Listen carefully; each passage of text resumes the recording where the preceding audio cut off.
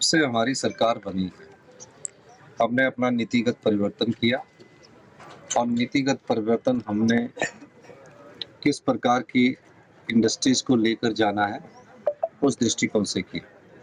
पहले ही बजट में हमने कहा था कि हिमाचल के प्राकृतिक सौंदर्य, हिमाचल की झीलों, हिमाचल की बॉडी वाटर बॉडीज़ पर अगर किस सरकार की प्रथम प्राथमिकताओं में कोई होगी, तो वो टूरिज़्म होगा, पर्यटन होगा। और मुझे खुशी है कि अभी हमारी सरकार को 2 साल पूरा होने में अभी 1.5 महीना है और 31 तारीख को दिवाली का शुभ अवसर है। इस अवसर पर मैं हिमाचल वासियों को भी दीपावली की बहुत शुभकामनाएँ देता हूँ। लेकिन जो लोग हमारे हिमाचल के काफ़ी लोग गोवा जाते थे। चंडीगढ़, हरियाणा के लोग गोवा जाते थे, क्रूज़ का आनंद लेते थे। हमने ये सुविधा आज बिलासपुर में उपलब्ध करवा दी।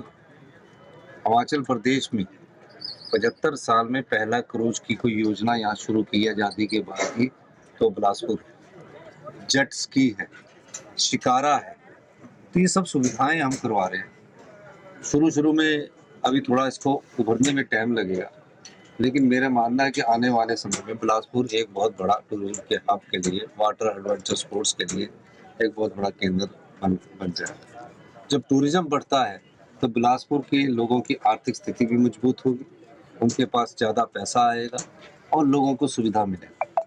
अब हम नई चीज़ों की तरफ हमें जाना चाहिए और मेरा मानना है कि इस दिशा में हम कदम बढ़ाए हैं और अभी जो गोविंद सागर झील है, बंगाना की रायपुर के पास झील है, पौंग डैम झील है और इकोल डैम की झील है, जितनी भी झीलें हैं, इस पर हम क्रूज़ चलाना चाहते हैं, जेट स्की चलाना चाहते हैं, मोटर बोट्स चलाना चाहते हैं, सब प्रकार की सुविधा देना चाहते हैं। इससे क्या फ़ायदा होगा? जब ये थोड़े 1-2 साल में जब स्थापित हो जाएगा, तो जीएसटी के रूप में हमें इसका अधिक लाभ मिलेगा और जो इंडस्ट्रीज़ है, वो इंडस्ट्रीज़ हमें कंज्यूमर स्टेट होने के कारण उसका जीएसटी का लाभ नहीं मिलता। टूरिज़्म से हमें 28% जीएसटी मिलेगी, पानी की बोतल जो पिएगा उस पर जीएसटी मिलेगी, कोई चाय का कप पिएगा उस पर जीएसटी मिलेगी और हिमाचल प्रदेश के खजाने में और अधिक पैसा आएगा। तो पर्यटन इस सरकार की प्रमुख उद्योग के रूप में हमारा प्रथम स्थान पर है, दूसरा हाइड्रो है, तीसरा डाटा स्टोरेज है, फूड प्रोसेसिंग है। इन दिशा में हमारी सरकार काम कर रही है। जारी कर दी है, अब तीसरा बजट जारी करने के लिए हम नीतिगत परिवर्तन कर रहे हैं। व्यवस्था परिवर्तन के दौर से हिमाचल प्रदेश घूम रहा है, बजट में भी व्यवस्था परिवर्तन कर रहे हैं।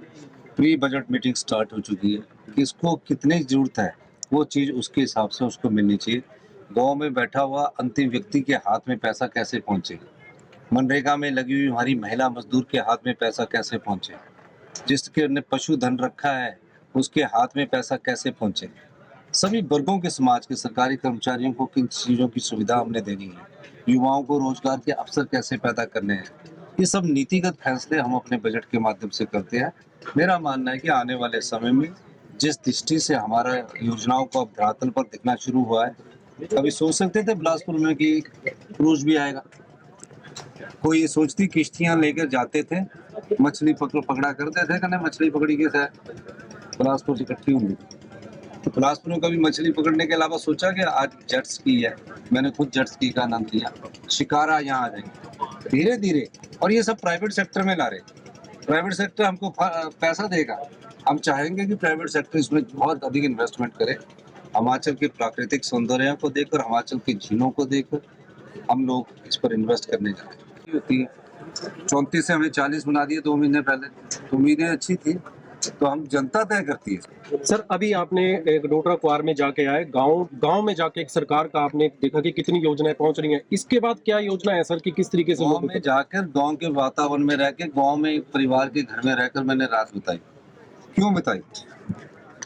मुख्यमंत्री के नाते मैं जाकर ये देखना चाहता था, वैसे मैं गाँव से ही हूँ, हमारे माता-पिता अभी भी मदर हमारे गाँव में रहते हैं, पारिवारिक हमारा किसान से आते हैं। तो देखना चाहते हैं कि क्या उनके साथ सुविधा पहुँची है कि नहीं पहुँची है। और मैं आज कह सकता हूँ कि वहाँ अब जल्दी ही जो काला पानी के नाम से जाना जाता था, अधिकतम सुविधाएँ वहाँ प्रदान की जाएँगी। हम स्पीति में हिमाचल डे बनाया, स्पीति में लाइट की समस्या थी।